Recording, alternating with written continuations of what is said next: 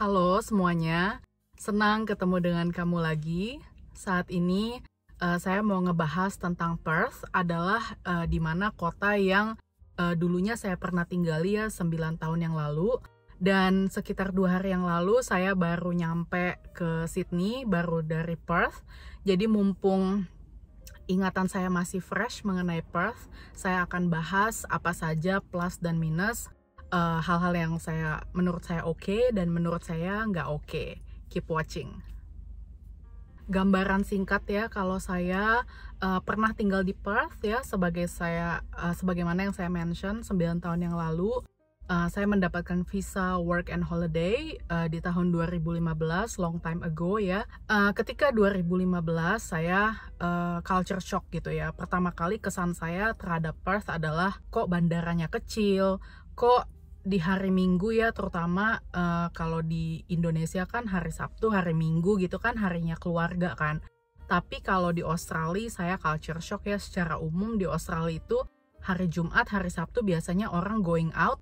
Tapi hari Minggu biasanya orang untuk mempersiapkan kerja di hari berikutnya gitu loh. Jadi tidak yang namanya keluar-keluar gitu ke tempat-tempat publik, itu lebih sepi lah gitu. Dan di situ saya kaget gitu, kok nggak ada orang, kok kalaupun ada bisa dihitung pakai jari gitu, kayak satu orang, 2 orang gitu kan di tempat-tempat itu. Jadi saya kaget gitu, karena menurut saya Perth itu lebih sepi. Nah tapi ketika saya balik lagi ke Perth ya, itu saya melihat banyak sekali orang yang kayak lebih banyak apartment buildings, terus lebih banyak people gitu ya, lebih banyak festival, lebih banyak orang lah gitu. Jadi kalau zaman dulu saya datang belum ada Crown Towers, belum ada sculpture yang di CBD itu gitu. Jadi sekarang ini saya ngelihat banyak apartemen, banyak orang, banyak restoran, ada juga sekolah-sekolah dibangun gitu. Jadi di situ bisa jadi potensi kalau seandainya teman-teman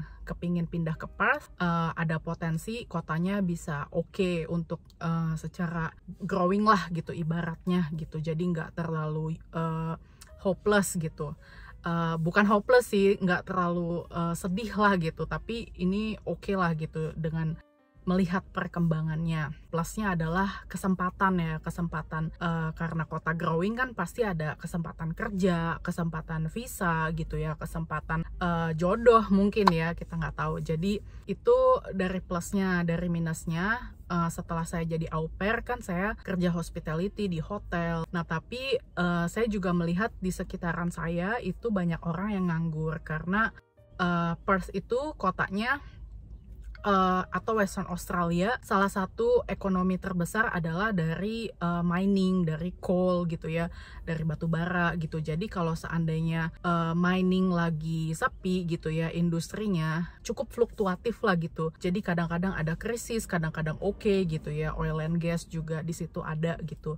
Nah jadi banyak geologis atau tempat-tempat atau orang-orang yang ditempatkan di mining area itu tidak dipekerjakan gitu, sehingga itu mempengaruhi industri lainnya seperti hospitality juga. Jadi kalau teman-teman pernah nonton video saya yang sebelumnya, yang ini nih, saya pernah nganggur di Australia sekitar beberapa minggu, tepatnya itu di Perth, karena pada saat itu saya kena efek dari krisis oil and gas dan juga mining pada saat itu di 2015. Nah, jadi minusnya adalah si Western Australia itu sangat bergantung ekonominya terhadap mining oil and gas. Tapi kalau lagi oke, bener-bener bagus, teman-teman bisa punya kesempatan untuk bahkan kerja di site, untuk kerja di mining itu sendiri. Jadi banyak orang yang melakukan fly in, fly out gitu kan. Jadi teman-teman nggak harus geologis yang ada di sana, bisa chef kan, mereka butuh kehidupan kan, ada akomodasi juga kan, jadi bisa housekeepers juga gitu. Dan otomatis karena itu pekerjaannya ekstra gitu ya, karena harus fly in fly out gitu ya, jadi dibayarnya pun ekstra gitu, yang biasanya gajinya kalau di kota-kota biasa segini, di mining lebih besar gitu ya. Sekarang kita masuk ke bagian climate ya, yaitu bagian dimana teman-teman bisa mendapatkan cuaca yang menurut teman-teman enak, tapi bisa juga nggak enak gitu ya. Jadi tergantung dari preferensinya teman-teman. Nah, ini bisa jadi plus karena kalau teman-teman sukanya cuaca yang hangat ke cenderung panas, itu Perth bisa jadi tempatnya gitu. Jadi walaupun Perth juga ada mengalami 4 musim seperti yang lainnya ya, kecuali Darwin cuma 2 musim gitu ya. Jadi ketika musim dingin itu sendiri tuh Perth masih kayak sunny gitu loh, walaupun dia secara breeze atau angin itu anginnya dingin gitu. Jadi ada orang yang suka dengan tempat-tempat seperti itu, tempat-tempat yang hangat gitu ya, cenderung panas. Nah tapi kalau seandainya teman-teman nggak suka cuaca yang panas, yang ekstrim, kadang-kadang tuh Australia ini secara umum sih ya, panasnya itu bisa menusuk kulit gitu, jadi harus yang namanya pakai sunscreen kayak gitu. Meskipun di Sydney atau di Hobart, di Tasmania itu bisa panasnya bisa panas juga gitu. Nah tapi kalau di Perth memang karena dia secara geografi lebih dekat ke Indonesia gitu ya, dan negara-negara Asia lainnya, mungkin akan kena juga efek El Nino kah atau apa gitu misalnya. Jadi lebih ya kena juga gitu, kena panasnya gitu kalau lagi di hari-hari tertentu panas. Jadi ini bisa jadi heat ini adalah minus gitu buat orang-orang yang nggak suka dengan cuaca yang panas. Nah, kemudian di aspek yang ketiga yaitu quality of life ya, atau kualitas hidup. Nah, ini berdasarkan dari pengamatan saya ya. Kalau di Sydney, tempat-tempat yang seperti rame kayak gitu ya, lebih kepada tempat networking gitu. Temen punya temen yang ada di sini, di sana gitu ya. Jadi memang oke lah gitu untuk bisa nambah relasi. Nah, kalau di Perth itu memang mungkin relasi tidak sebanyak di kota-kota besar lainnya, tapi lebih berkualitas gitu. Ini menurut pendapat saya ya, menurut pengalaman saya juga. Kita misalkan sibuk kerja gitu ya, ya kerja seperti biasa lah, pergi pagi pulang sore gitu kan. Nah tapi masih ada yang namanya waktu-waktu dimana hangout gitu, dimana masih bisa ketemu, masih bisa masak-masak, makan-makan gitu. Kalau di Sydney mungkin bisa tapi agak sibuk gitu, agak susah gitu. Misalnya kita harus pakai Google Calendar gitu ya untuk janjian. Tapi kalau di Perth misalkan di calling aja gitu,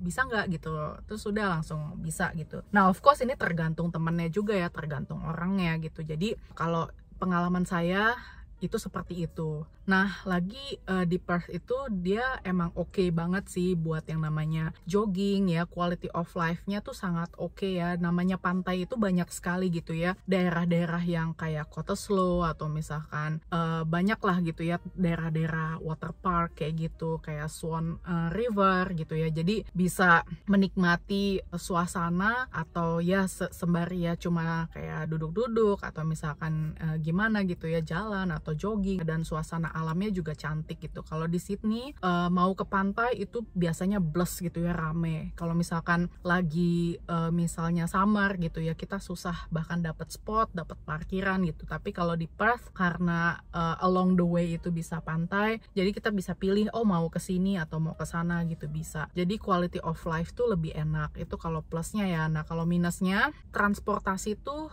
tidak semudah yang di kota-kota lainnya. Kalau di Melbourne atau di Sydney kan lebih terintegrasi lah gitu, lebih kayak terutama di daerah-daerah kota. Nah kalau di Perth itu untuk sistem bayar bus itu nggak bisa pakai tap gitu, nggak bisa pakai tap Mastercard. Jadi seandainya kalau teman-teman cuma turis dan nggak punya yang namanya kartunya kan namanya Transperth ya, jadi itu bisa dipakai buat di moda transportasi yang ada di Perth. Nah sementara saya pada saat itu kelupaan bawa kartu Transperth, yang mana saya juga nggak tahu ya masih bisa dipakai atau udah kadaluarsa, karena udah 9 tahun gitu kan. Nah jadi ya pada saat itu saya bayar pakai cash gitu, dimana kalau kita nggak ada uang cash yang ngepas, misalnya saya dari waktu itu City ke Fremantle itu harganya $5,60. Nah saya itu misalkan nggak punya $5, saya cuma punya $20.